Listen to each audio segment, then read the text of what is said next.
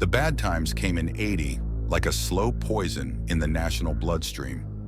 Factories wheezed their last breaths, men with 20 years on the line got pink slips instead of Christmas bonuses, and the banks licked their chops. I was one of the unlucky ones. Dan Harlow, laid-off assemblyman, husband to Jackie, father to nothing but dust and regret since the miscarriage in '78. By spring of '81, our savings were a dry well, and Chicago had become a clenched fist around our throats. That's when Jackie mentioned her aunt's place in South Dakota. "It's just sitting there," she said, lighting a cigarette with hands that hadn't stopped trembling since the doctor told her she'd never carried a term. "Aunt Liddy's too old to work the land. We could breathe out there." I should have heard the warning in her voice. The way breathe sounded like run. But desperation makes fools of us all. The farm was a corpse. The two-story clapboard house sagged like a drunk on a bar stool, its porch eaten by termites, its windows cataracted with grime. The fields were a tangle of witchgrass and thistle, and the wind carried a smell like wet pennies. Aunt Liddy, older than sin and twice as mean, handed us the keys with a grin that showed more gum than teeth. "Mind the cellar," she said. "We don't go down there." I found it 3 days later, a hump of earth at the edge of the property, half buried in knotted weeds. The door was steel, pitted with rust and secured by 2 padlocks, thick as a fist. Why lock a root cellar? The locks broke easy. The smell that rolled out didn't. Damp earth and something else. Something that made my fillings ache. Inside, a concrete bunker, government issue, Cold War era, and in the center, a hole. Not a well, not a mine. Throat. Cold air pulsed from it, rhythmically, like breathing. I dropped a rock in there. No sound. "We could use it for storage," Jackie suggested, "like a glacier." That night we lowered a bucket of eggs, butter, milk. The next morning the food was gone.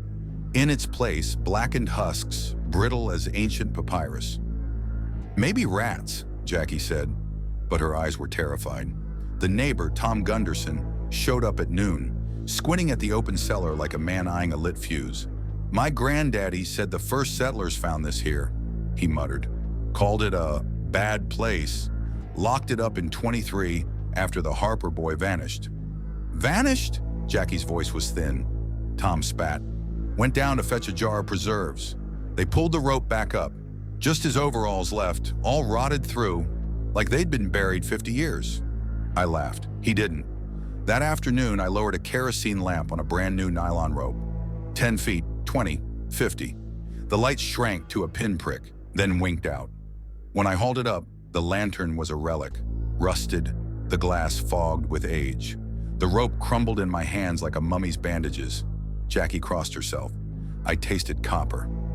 Chicago called in July. A job offer, a lifeline. We left Aunt Liddy with her sister and fled like thieves.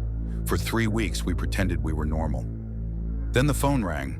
"Dan!" Tom's voice was a frayed wire. "You gotta come back. It's eating." We found the farm swarming with cops and men in black suits who didn't show badges. Tom's pickup was parked crooked by the cellar, the driver's door hanging open. Inside, a half-empty bottle of Jim Beam. "Some kind of accident," the sheriff said, mopping his neck. Gunderson and his buddies got drunk, decided to explore. Lowered Kenny Drescher down on a rope. When they pulled it back up, he wouldn't say, but I saw the bone-white thing zipped into the body bag, the scraps of a flannel shirt that looked like it had moldered in a grave since Truman was president. The feds arrived. One of them, baby-faced, cocky, volunteered to go down. They suited him up in climbing gear, lowered him slowly. At 6 feet, his radio burst with static. At 10, he started screaming. When they winched him back, the harness hung loose.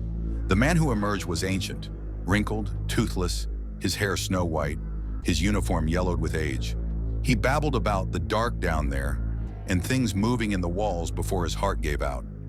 The government bought the land that September, not just ours, every acre for 5 miles. They put up a fence topped with razor wire, posted guards with rifles. Last I heard, they were drilling, not to explore, to feed it.